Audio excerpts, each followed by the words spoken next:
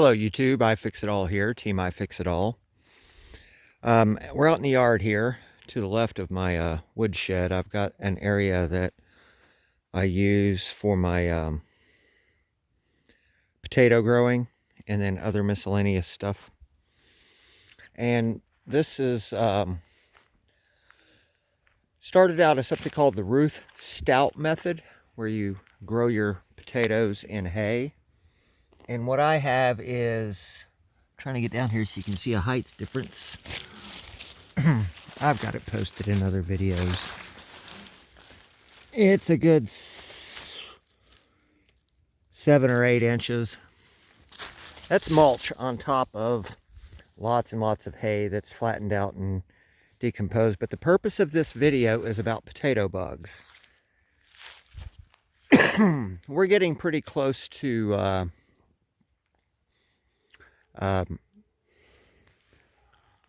what do you want? All right, we're getting really close to throwing down some money to get prepped in for potato seed if you don't have potatoes left over from last year to dice up. And then how do you want to go about growing potatoes? And couple that in with the idea of not wanting to do pesticides. Potatoes and potato bugs. I'm in southern West Virginia, and in my yard, if I grow potatoes like normally everyone else does it, they throw their, well, depending on what zone number you're in, but according to that Farmer's Almanac, get them in May sometime. I forget what the thing is about the dark of the moon or the full moon or something like that. I think you're not supposed to put them in during a full moon. But the heck with that. What I'm trying to do is share something I've noticed that I've been able to achieve by defeating the undefeatable, which is the potato bug. I know that's a tall claim. I'm not using pesticides, and I am actually defeating potato bugs. It's all about what you do and how you do it. Potato bugs will attack your potatoes pretty hardcore right around the time your blooms are setting on. And I don't know if that's true or false, but you'll have new potatoes if you get some earlier than the blooming. But what I do to grow potatoes successfully is I'm going to be out here maybe the last week of February, first week of March, and I'm planting. And I'm harvesting either during, within, or before the potato bugs show up to obliterate all my crop. I for some reason think that's right around in these Appalachian Mountains here that I'm at, and my temperatures mirror to some degree a colder, more northern climate, if you understand what that means. I'm in southern West Virginia, but our weather and our temperatures act somewhat like a more northern climate. And I'm still able to grow potatoes and get full-size potatoes out of this garden. This video is actually a two-parter because I want to update everyone on my opinion on the Ruth Stout method.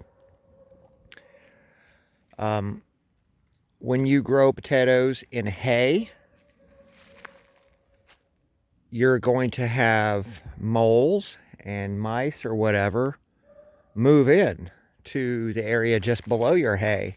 And as your potatoes start growing, you're going to have potatoes that are partially eaten.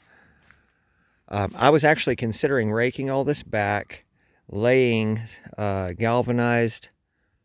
I actually have this stuff. It's 10-foot wide, 100-foot roll of, I forget what gauge, heavy-duty galvanized screen. I was going to lay galvanized screen down, then put all my old hay on top, and then my mulch, and then those little son of a guns would root in from the bottom and hit that galvanized wire and have difficulty getting to my potatoes. So here's what I'm able to achieve. I'm able to get the potatoes in the ground into February, first week of March. That's April, May, and June. And I'm checking them mid-June. But I'm also going to harvest mid-July. Get them as early as possible. I'm not waiting for the vines to die down or nothing like that. I'm getting my seed potato out as early as I can. I think last year I got my seed potatoes in like mid-February. All you do is just part your, just go through here, and I'm going to actually just take my hand and scoot the mulch back, go down like 6 inches, put my seed in. Just keep doing that, about 6 inches down. And cover them back up. They're going to stay warm. The temperature inside there, it's not going to freeze. That's another benefit here to using mulch. You hold moisture. I know that might be a bad thing in some instances, but you're holding some moisture. You're also holding heat. And that enables you to get this particular crop out earlier so that you can harvest earlier and beat that pest that happens to show up later in the summer. That's the point of this video, is how do you kick the potato bug's ass? Well, you put your potatoes out earlier only if you're going to be growing in something like hay or mulch and that type of stuff. But I wouldn't recommend it for just bare, cold, chilly earth. And also to update you guys on my opinion on the Ruth Stout. I'm going to continue doing Ruth Stout method with the idea that I am going to be sacrificing some of my potato to moles or mice. It's not very much. They don't take a whole lot. But what they do take has a tendency to grind my gears. It's like they just took a little nibble off in this beautiful potato. So I don't know about you all, but to me, you cut that part off and you turn it into mashed potatoes and you get them froze.